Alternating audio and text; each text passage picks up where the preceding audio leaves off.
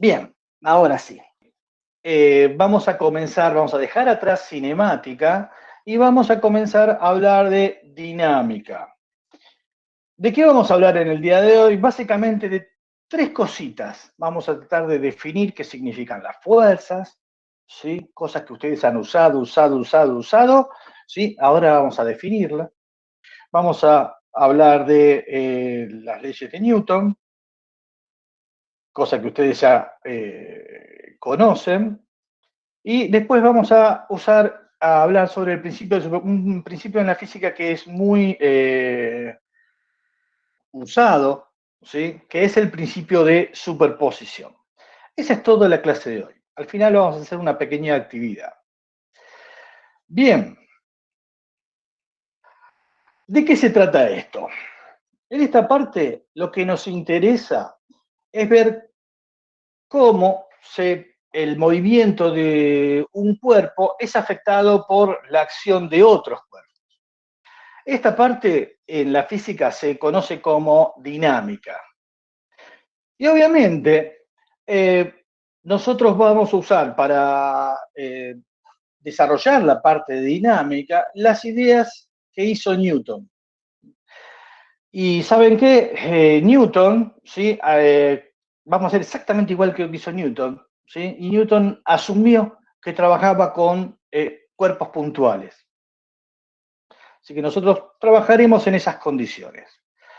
Lo primero que vamos a tratar de establecer para trabajar con Newton es hablar de las interacciones.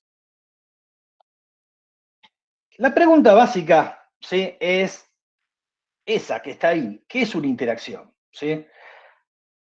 Eso tiene que ver, digamos, quizás con la pregunta anterior, es cómo afecta un cuerpo el movimiento de otro cuerpo. La respuesta a esa pregunta de cómo afecta un cuerpo al movimiento de otro cuerpo, sí, es bastante complicada, pero la podemos resumir mediante la siguiente expresión. La acción entre los cuerpos se realiza mediante una interacción. Obviamente, esto está, digamos, tiene, digamos, implícito un postulado, que todas las interacciones ocurren siempre, ¿sí? Entre dos cuerpos. Bien, entonces, ¿qué es una interacción? Básicamente, una acción entre dos cuerpos. Cuando hablamos de interacciones, son siempre dos cuerpos. Este postulado, ¿sí? Que las interacciones son siempre entre dos cuerpos, es válido, por lo menos, ¿sí? Hasta donde nuestra tecnología y ciencia puede entender. Hasta el día de hoy no se ha observado ninguna interacción que requiera la existencia de tres cuerpos para que se manifieste. Así que, en esencia, nosotros cuando hablemos de interacciones, vamos a hacer lo más racional que existe, que es suponer que tenemos dos cuerpos que están actuando, se están actuando entre sí, están afectando.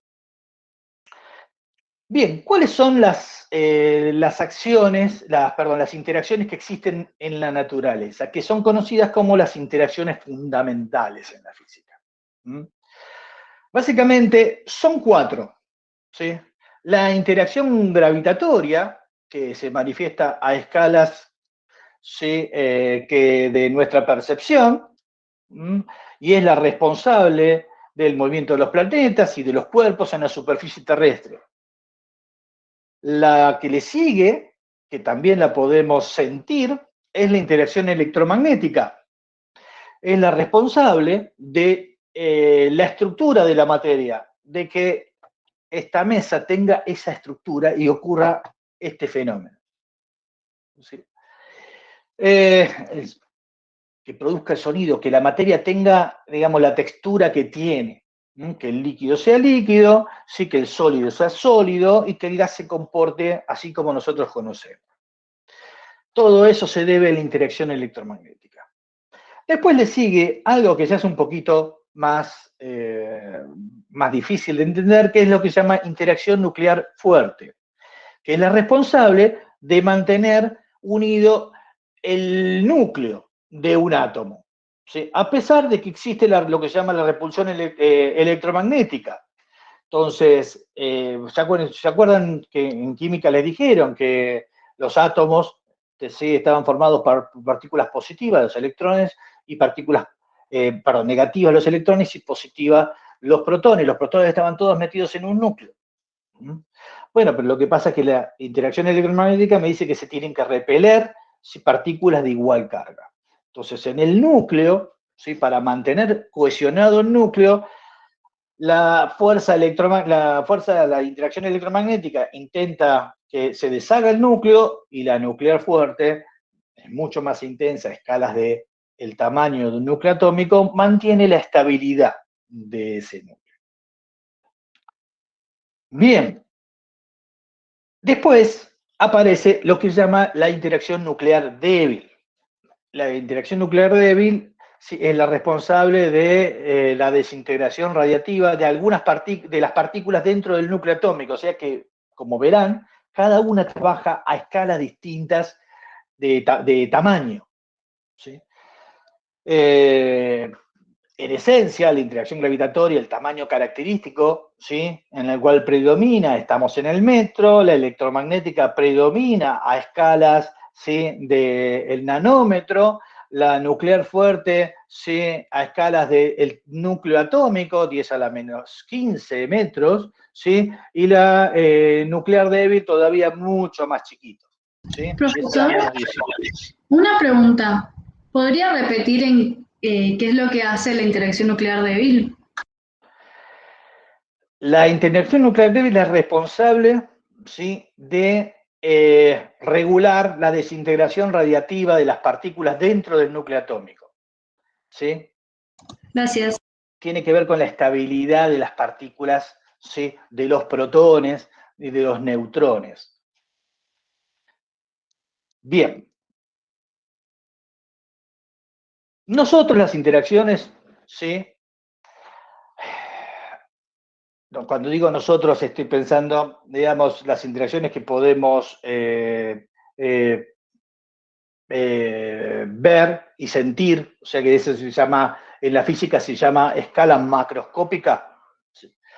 Las vamos a modelizar de una manera simple, ¿sí? En general las interacciones son muy complejas, son muy complejas, ¿sí?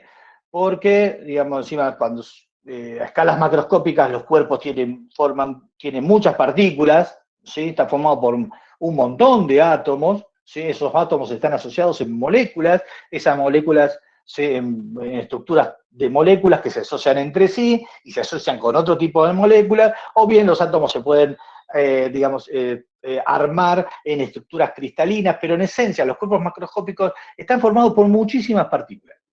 Las interacciones entre cuerpos macroscópicos es extremadamente compleja entonces. Pero a escala macroscópica nosotros vamos a agarrar una interacción y la vamos a modelizar de la forma más simple.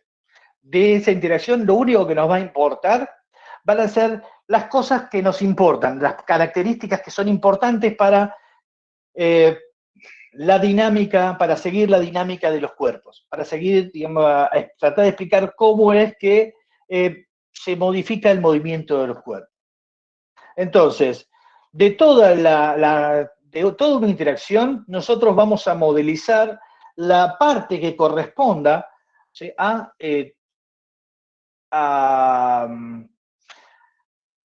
la parte que corresponda a cómo es que esa interacción afecta el movimiento de los cuerpos, ¿sí? Y entonces, esa interacción generalmente, ¿sí? ¿Sí? Esa modelización es simplemente una sobresimplificación de lo que es en realidad, ¿sí? Pero lo que vamos a hacer es modelizarlos mediante la forma más barata, por así decirlo, y simple posible. Hay interacciones que las podemos modelizar por fuerzas, por medio de vectores. A esos vectores los vamos a llamar fuerzas. Pero, a ver, van a haber interacciones que no nos alcanza con un vector, fuerza. a veces vamos a usar dos vectores fuerza para poder modelizar la misma interacción. Y hay veces que no nos alcanza con fuerzas, ¿sí? Y vamos a tener que agregarle a la modelización cuplas. Y a veces, ¿sí? Que las cuplas son pares de fuerzas, ¿sí? Pares de fuerzas paralelos y de sentido contrario. Entonces, ya son estructuras de fuerzas armadas, ¿no? Entonces, nosotros vamos a trabajar generalmente, cuando miramos una interacción, nosotros vamos a modelizarla, ¿sí? Mediante el empleo de vectores que vamos a llamar fuerzas, ¿sí?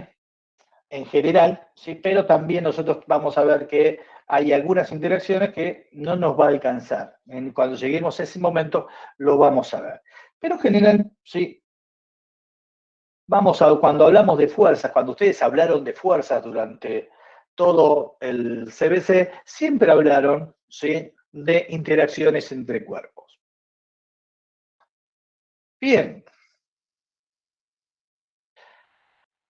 Veamos cuáles son las características, los tipos de fuerzas. Si tuviésemos que clasificar las fuerzas, ¿sí? Las fuerzas se clasifican básicamente en dos tipos. Una se lo llama de contacto, ¿sí? Observen el video y van a ver que cada vez que Messi toca la pelota, ¿sí? Ejerce una acción sobre la pelota, ¿está? Y eso es una fuerza de contacto. Esas interacciones que tienen que ver con el contacto, se produce por el contacto entre superficies, son de las más difíciles de modelizar. Son de las más difíciles de modelizar. Estas se denominan en general, ¿sí? Fuerzas reactivas. Las fuerzas de contacto son fuerzas reactivas. ¿Y por qué? Porque adoptan el valor, ¿sí? Esas fuerzas, ¿sí? Van a adoptar el valor necesario para que ocurra algo, ¿sí? Para que pueda, adoptan el valor necesario para que se cumplan ciertas condiciones. Entonces, no son fáciles de predecir. En general, las fuerzas de contacto, vamos a tener que resolver el problema dinámico para saber cuál es su valor. A priori no lo podemos decir. Esa es la característica fundamental de las fuerzas de contacto. Pero hay otras fuerzas, ¿sí? Que se producen interacciones con los cuerpos a distancia. Los cuerpos nunca entran en contacto. Esas fuerzas, en general, cuando esas interacciones, en general son bastante más fáciles de modelar y nosotros vamos a poder, generalmente, ¿sí? Determinar su valor a priori de resolver el problema. Entonces, cuando lean el enunciado de un problema, traten de, en su cabeza, clasificar cuál es el tipo de fuerza que está actuando. Si son de contacto, ustedes no van a poder conocer su valor a priori y lo van a obtener a partir de la solución del problema. Y si es a distancia, señores, ustedes ya conocen cuánto vale. Y entonces la van a usar como dato de entrada del problema. Entonces, es por eso que es fundamental que ustedes puedan reconocer el tipo de fuerza. Yo, Eduardo, Sí. no entendí mucho la fuerza a distancia. Bien, ok. Agarrá una lapicera frente a vos. Si tenés una lapicera, poné la mano abajo, ¿sí? Porque la vas a alargar, ¿sí? Soltala. La lapicera cae, ¿no? Sí. Muy bien. ¿Quién hace la fuerza sobre la lapicera? Para que caiga. La Tierra. Sí. Es la interacción entre la lapicera y la Tierra, ¿sí? Que es lo que vos llamás gravitatoria. Sí. ¿Ok? Obviamente no hay un contacto entre la lapicera y la Tierra. No. Eso es una acción a distancia. Eso es una interacción a distancia. Perfecto. ¿Está? Y es más, me viene bárbaro porque vos ya sabés cuánto vale. ¿Sí? Menos 10. La masa de la lapicera por la gravedad. Sí. ¿Sí?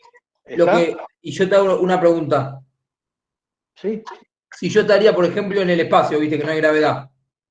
Sí. Y viste que no sé, o sea, yo obviamente no conozco cómo es el espacio ni nada, pero ponerle que yo dejo una lapicera en el espacio y va flotando. Ahí sería fuerza a distancia, obviamente no de la Tierra, pero también sería a distancia, ponele. Bueno, si estás en el espacio flotando, ¿sí? Y la suma de las interacciones, y no hay ninguna interacción, es que estás fuera del sistema solar, ¿sí? Estás muy alejado. A ver, el espacio no es vacío. Hay No, otros no, por eso. cuerpos, ¿sí? Hay Pero otros alguna cuerpos. fuerza hay.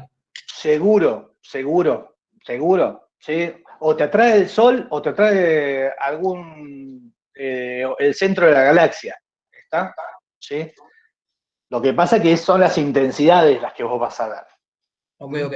Si la Sí, intensidad bueno, es muy baja, a vos por te ahora parece que no nos existe. mantenemos en la Tierra. Por ahora nos mantenemos en la Tierra, exactamente. Listo. Bien, ok. En este curso de física, de física 1, ¿sí? Nosotros vamos a trabajar con un conjunto de fuerzas, ¿sí? La fuerza gravitatoria, que va a ser nuestra fuerza peso, la vamos a modelizar por una fuerza peso. Las fuerzas elásticas que van a aparecer cuando trabajamos con resortes, ¿sí? La fuerza normal y la fuerza de rozamiento, ¿sí? Que aparece cuando tenemos interacciones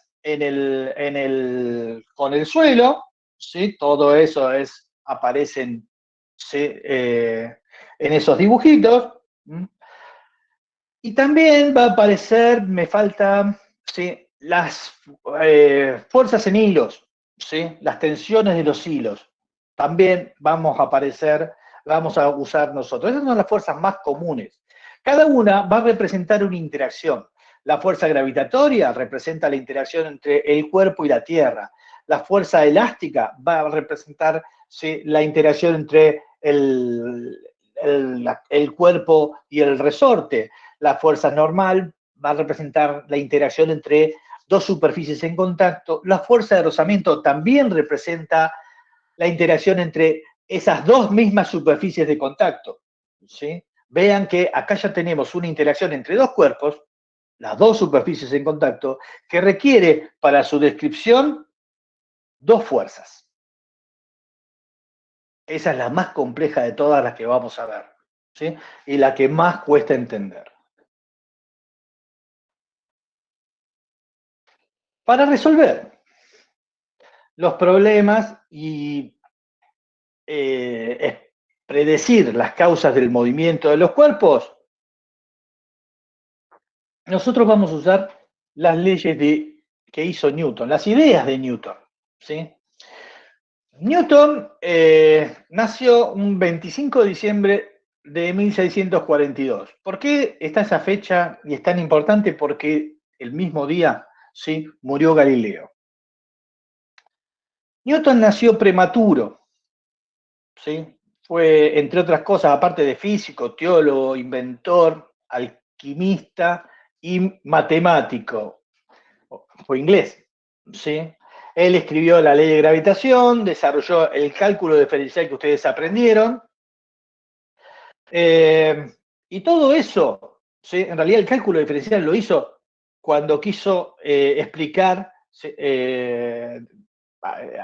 digamos, explicar la ley de gravitación.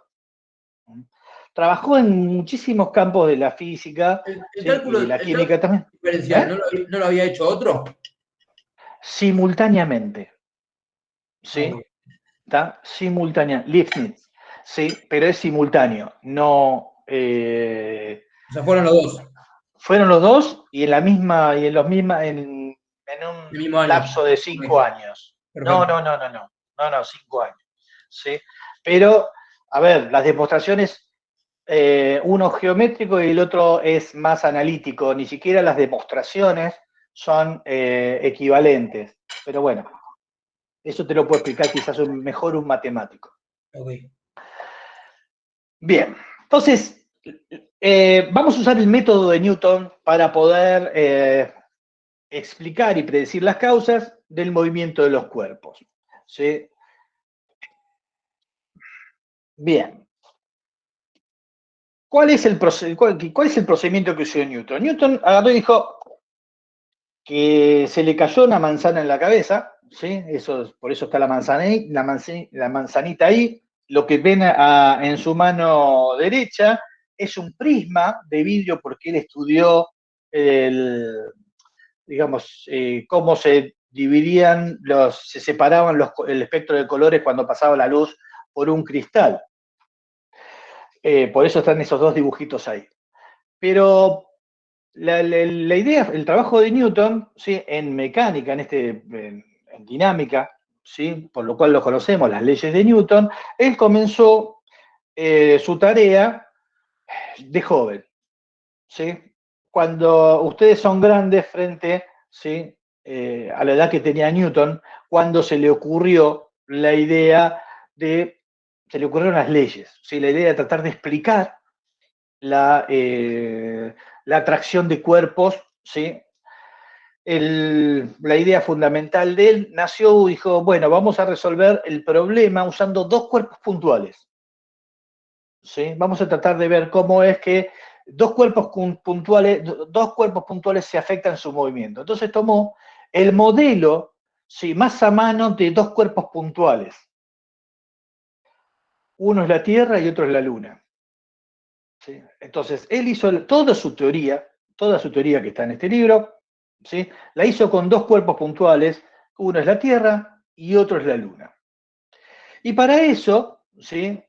Llegó que, bueno, estudió la fuerza que le ejerce la Tierra a la Luna, ¿sí? Y pudo deducir la interacción, los fundamentos de la interacción gravitatoria, que era proporcional a la masa e inversamente proporcional al cuadrado de la distancia entre cuerpos, ¿sí? Que era una fuerza que estaba aplicada en la línea, ¿sí? Que unía los dos cuerpos interactuantes y que era atractiva. Todo eso lo hizo él, no hubo problema, ¿sí?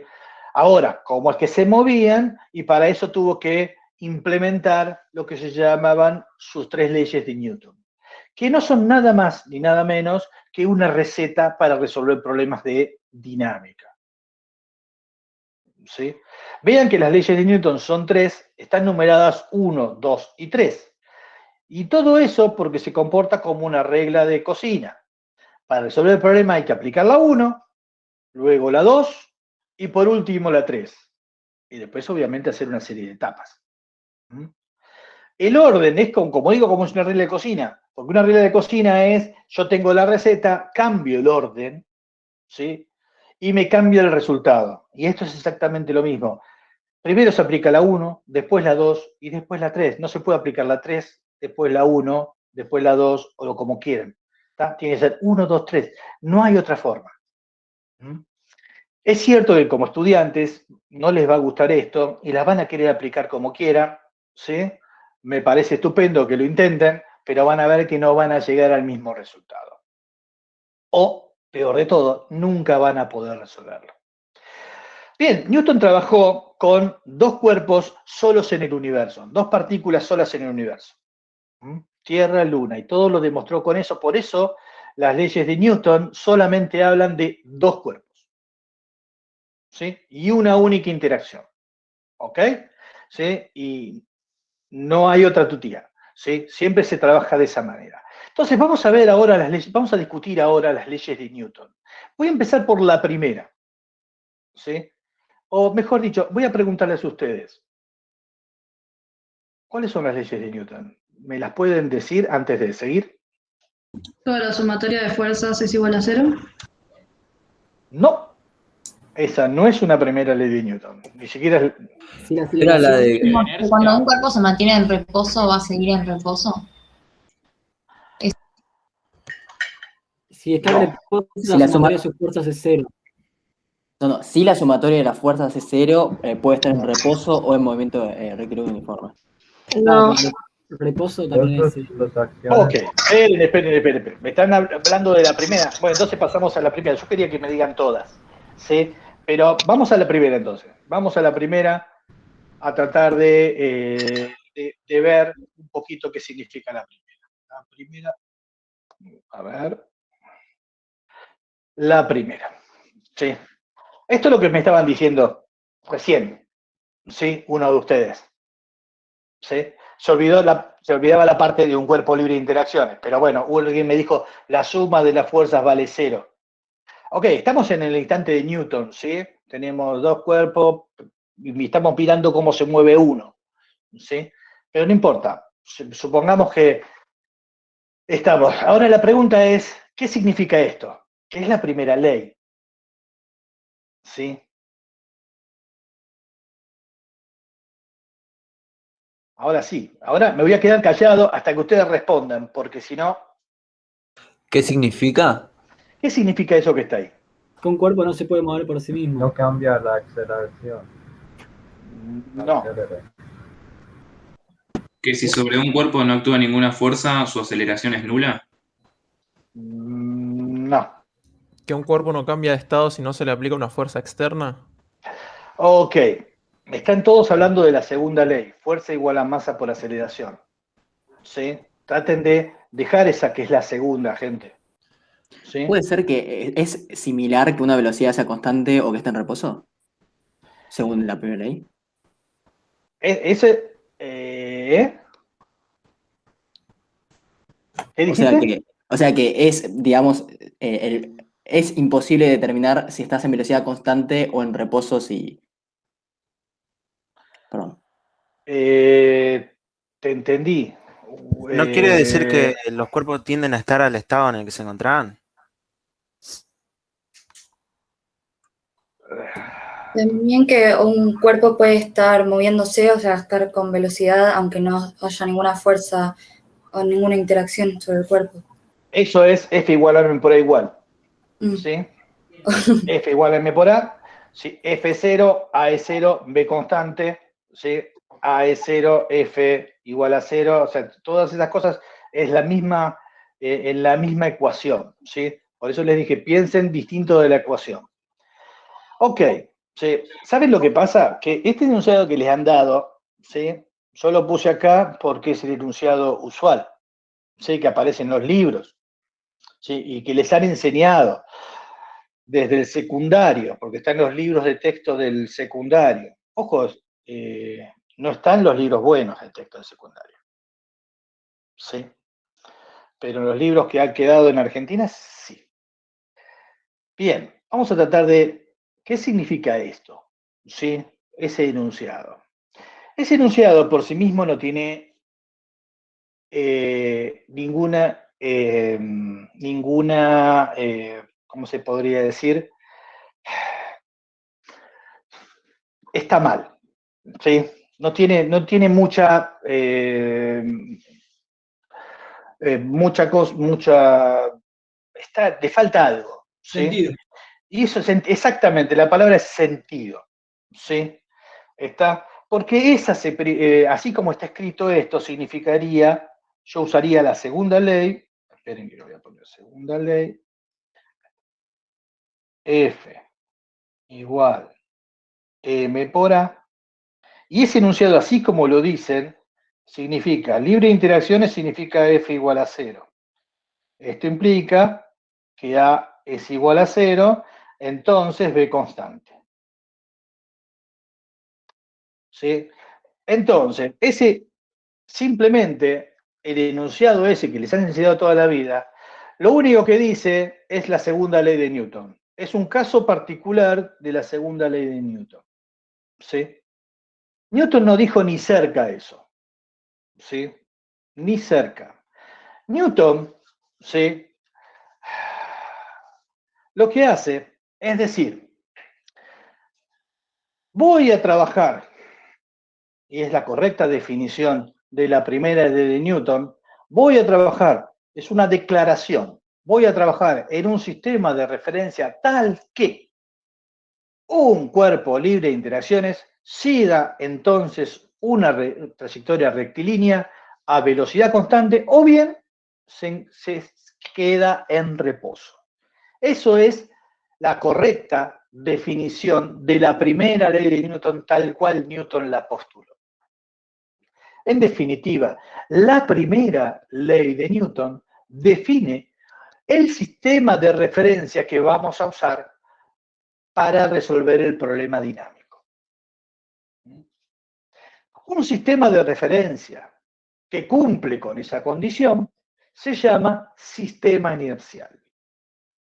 Si no se cumple esa condición, el sistema es no inercial, y en un sistema no inercial nosotros no podemos trabajar. O sea, no se puede usar el procedimiento de Newton en un sistema no inercial. Desde el punto de vista práctico, ¿sí? ¿Cuándo la usamos? ¿Sí? Se aplica cuando se elige y se identifica el sistema de referencia que vamos a emplear. Es decir, la primera ley de Newton, ¿sí?, es lo que algo le decían los profesores cuando resolvían un problema de dinámica. Primero, ponga el sistema de referencia. Eso es la aplicación, ¿sí?, de la primera ley de Newton. Entonces, guarda con esto que aparece acá, ¿sí?, en la mayor parte de los libros, ¿sí?, porque en realidad, ¿sí?, le falta una pequeña frase adelante, ¿sí? Se elige, ¿sí?, o se debe trabajar en un sistema de referencia tal que en algún momento de la traducción se la han olvidado en los libros de texto. Bien, tenemos la primera ley de Newton, clara. Vamos a la segunda. La segunda ley de Newton la pongo acá porque es la más conocida de todos. F igual a m por a. ¿Sí? La segunda ley de Newton, tal cual la hizo Newton, dice que si sobre un cuerpo actúa una interacción, y esa interacción la podemos utilizar con un vector que se llama fuerza, ¿sí?, la fuerza y la aceleración del cuerpo son vectores proporcionales que siguen la relación. O sea, son vectores paralelos, ¿sí?, con el mismo sentido, pero lo único que tiene una constante de proporcionalidad, que se llama masa inercial.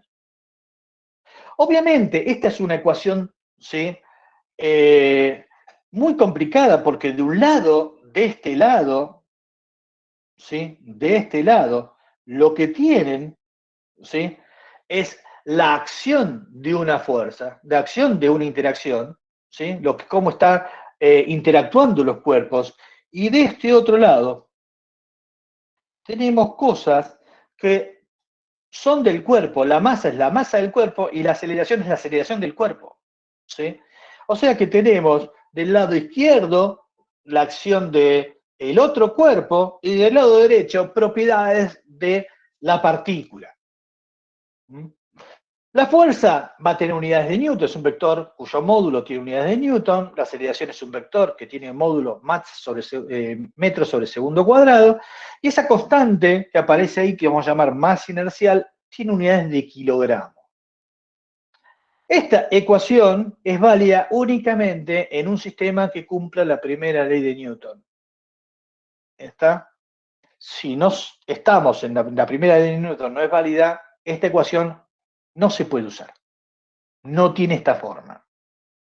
¿Sí? ¿Uno puede trabajar con otros sistemas de referencia que no cumplan la primera ley de Newton? Sí, pero entonces no puede usar esto. Tiene que usar otra expresión que relacione las interacciones con las propiedades del cuerpo. Bien, una cosa de la masa inercial. La masa inercial es parecida, ¿sí?, a la masa gravitatoria, la que da origen a la gravedad, pero no es la misma.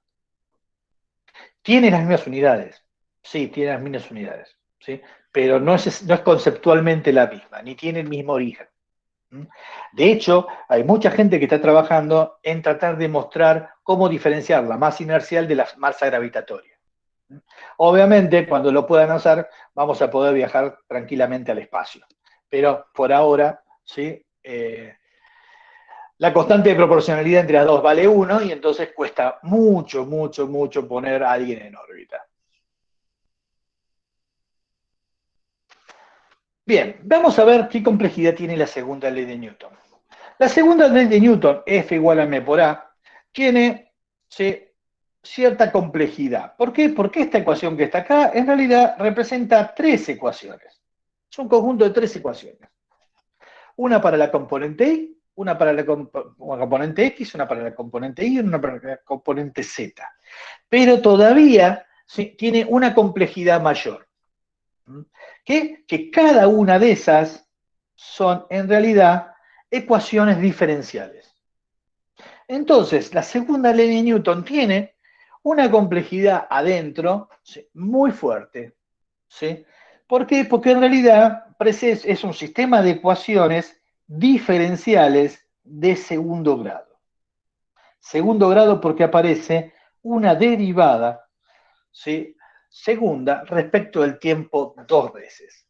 Obviamente ustedes dicen ecuación que no conocen todavía las ecuaciones diferenciales, ¿sí?, pero nosotros las vamos a usar. ¿Sí? ¿Por qué? Porque es necesario, ¿sí?, que podamos reconocerlas. Ya no las vamos a usar como elementos matemáticos, ¿sí? ¿Está? Porque tiene ciertas propiedades que nos van a interesar, que nos permiten resolver, ¿sí?, problemas que son idénticos, tener una solución general para muchos problemas idénticos. Entonces, por eso las tenemos así en cuenta. Pero, bien, esa es la complejidad fundamental que ustedes, ¿sí?, vieron siempre, lo tenían solayado, porque generalmente nos quedábamos en un sistema de ecuaciones algebraicas, ¿sí? Pero guarda, porque ya están en física 1 y muchas veces vamos a tener que trabajar con el sistema de ecuación diferencial para problemas complejos, ¿sí? Cuando problemas complejos, rápidamente llegaremos a un sistema de ecuación diferencial. Los vamos a ir aprendiendo con el tiempo. Bien, esa es la segunda.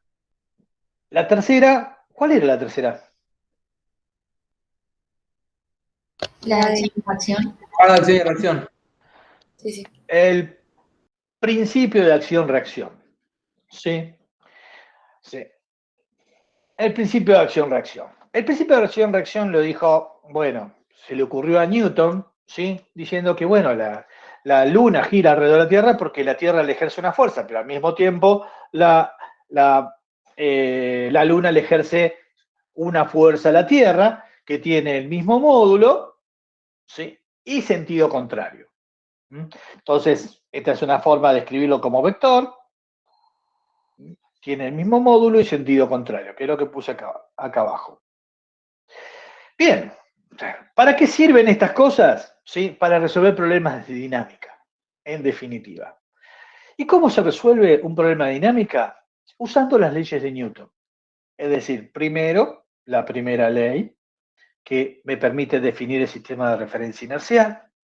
Uso la segunda ley, que me establece la relación entre fuerza y aceleración. Y la tercera ley la uso si tengo que propagar fuerzas entre cuerpos. Porque como llego a un sistema de ecuaciones, ¿sí?, que generalmente me van a faltar, van a tener más incógnitas de ecuaciones, ¿sí?, la tercera ley, ¿sí?, me dice, bueno, esta fuerza que estaba acá es igual que esta fuerza que estaba acá, y entonces me va a permitir agregar ecuaciones, ¿sí?, como para poderlo resolver. Lo digo así porque ustedes ya vieron, digamos, hicieron física 1 en el CBC y entonces algo la han usado las leyes de Newton como para resolver problemas simples. El problema que ya les dije, vamos a Newton, pero Newton trabajó con una sola interacción, una sola fuerza, ¿sí? Entonces tenemos que usar un principio de la física que es muy general, que es el principio de superposición. Porque, a ver, Newton trabajó con un cuerpo y todo lo que demostró es solamente para un cuerpo con una interacción. ¿Está? No, ¿qué pasa si un cuerpo está sometido a varias interacciones? ¿Cómo es que uso el método de Newton? El método de Newton no está demostrado para varias interacciones. ¿Está? Pero nos basamos en lo que se conoce como principio de superposición, que es un principio de la física y por lo tanto lo aceptamos como válido. Y de hecho, todavía, ¿sí?, no hay nada que nos ha demostrado, como dije antes, ¿sí?, que no sea válido. ¿Qué significaría si hablamos en interacciones? Si actúan sobre un cuerpo varias interacciones, se puede pensar, ¿sí?, como si actuase una única interacción.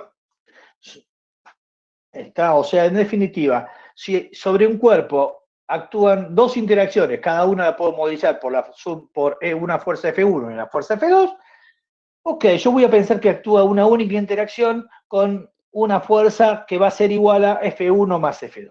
Eso es lo que dice el principio de superposición. ¿Sí? Y entonces nosotros vamos a trabajar de esta forma. Vamos a usar el principio de superposición para poder calcular la resultante y por lo tanto usar la segunda ley de Newton.